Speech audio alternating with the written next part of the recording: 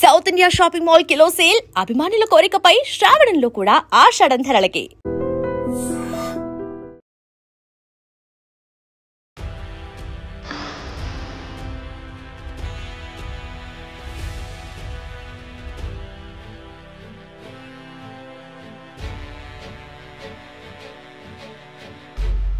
భార్య చేతిలో మరో భర్త బలి.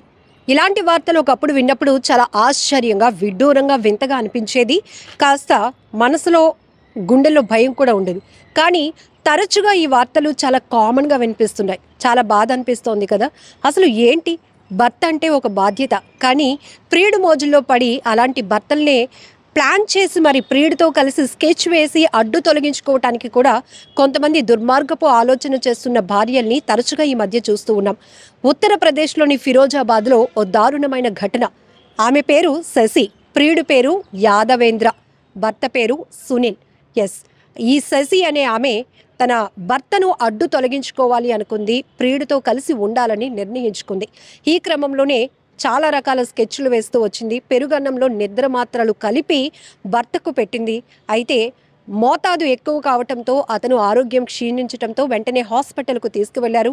కొన్ని రోజుల పాటు ట్రీట్మెంట్ తీసుకున్న తర్వాత కుదుట పడినటువంటి అతను ఇంటికి తిరిగి వచ్చాడు. ఆ తర్వాత ఆ సునీల్ పేరెంట్స్ కూడా చాలా భయం పడ్డారు. ఎందుకంటే అయ్యో నా కొడుకు ఏమైంది, ఇప్పుడే కోలుకొని ఇంటికి వచ్చారు అనుకునే టైంలోనే మరొక స్కెచ్. ఏకంగా ఈసారి ప్రియుడు హెల్ప్ తీసుకుంది శశి. భర్తను ఎలాగైనా అడ్డు తొలగించుకోవాలని రెండో ప్లాన్కి పథకం వేసింది. అందుకే ఈసారి నిద్ర మాత్రలతో పని జరగలేదని చెప్పి పాయిజన్తో తన భర్తని అడ్డు తొలగించుకోవాలని, తన భర్త ప్రాణాలు తీయాలని నిర్ణయించుకుంది.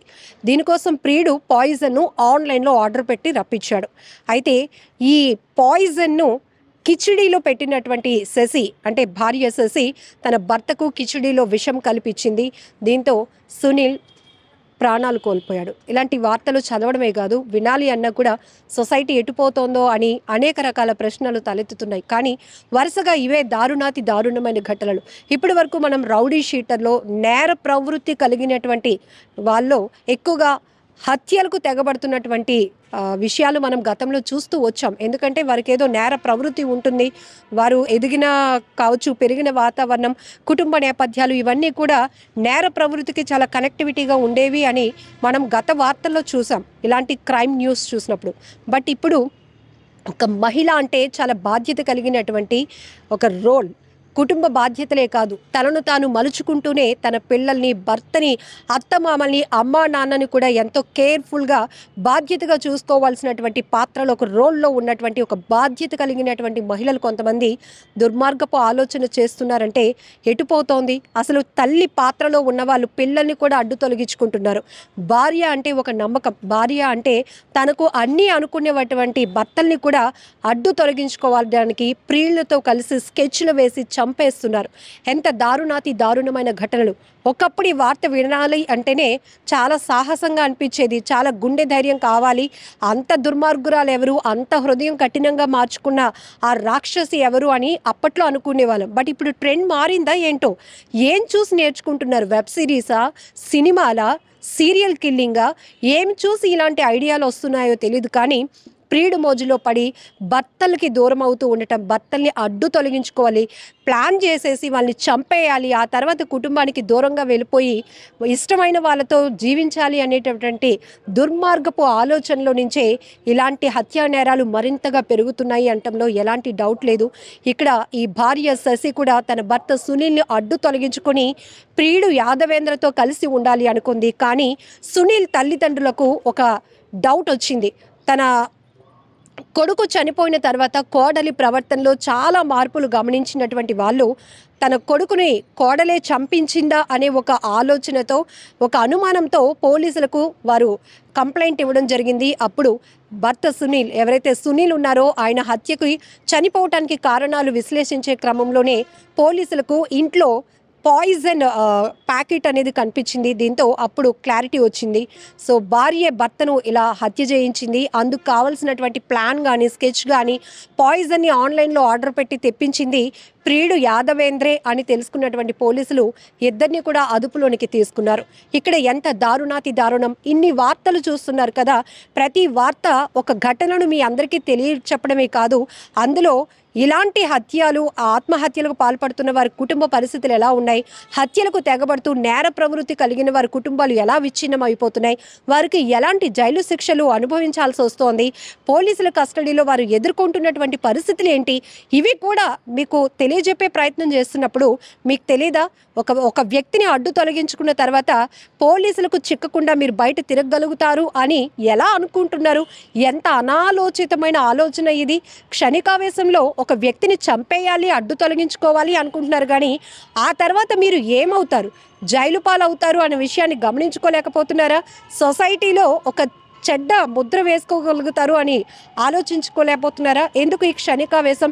ఎందుకు వేరే వ్యక్తుల మోజులో పడి ఉన్న కుటుంబ వ్యవస్థని పూర్తిగా చెడగొట్టే ప్రయత్నాలు ఎందుకు చేస్తున్నారు? ఇక్కడ సునీల్ అమ్మా నాన్నకి డౌట్ రావడం వల్ల ఇలాంటి దుర్మార్గపు కోడల బుద్ధి, ఆ కోడల ప్రేమలో పడినటువంటి వ్యక్తి బుద్ధి బయటపడి ఇప్పుడు కటకటాల పాలైనటువంటి పరిస్థితి.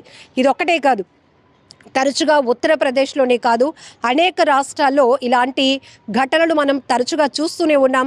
హనీమూన్ కని తీసుకువెళ్ళి ప్లాన్ చేసి ఏదో అద్భుతాలు జరిగిపోతాయని వాళ్ళలో ఒక నమ్మకాన్ని క్రియేట్ చేసి దాన్నే, ఆ నమ్మకాన్ని అదునుగా చేసుకొని హత్యలు చేస్తున్నందుకు తెగిస్తున్నారు. ఇంకొక వైపు డ్రమ్ముల్లో వేసేస్తున్నారు, మరొక వైపు విషం పెట్టి చంపేస్తున్నారు. అన్నం తినడం అంటే, ఒక భార్య భర్తకి అన్నం వడ్డిస్తుంది అంటే అది ఎంతో ప్రేమ, అది చాలా కనెక్టివిటీకి సంబంధించినటువంటి అంశం.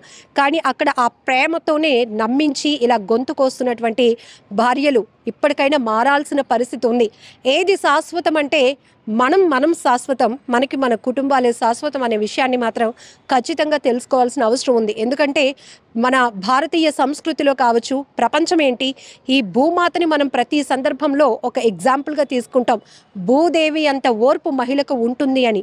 అంటే ఒక పవిత్రమైనటువంటి ఆ స్థానంలో మహిళను కూర్చోబెట్టారు అంటే మహిళలపైన ఎంత గౌరవం ఉంది, ఎంత బాధ్యత ఉంది, ఒక సంస్కృతి సాంప్రదాయాలు భవిష్యత్ తరాలకు కొనసాగుతున్నాయి అంటే కూడా దానికి ప్రధాన కారణం మహిళే.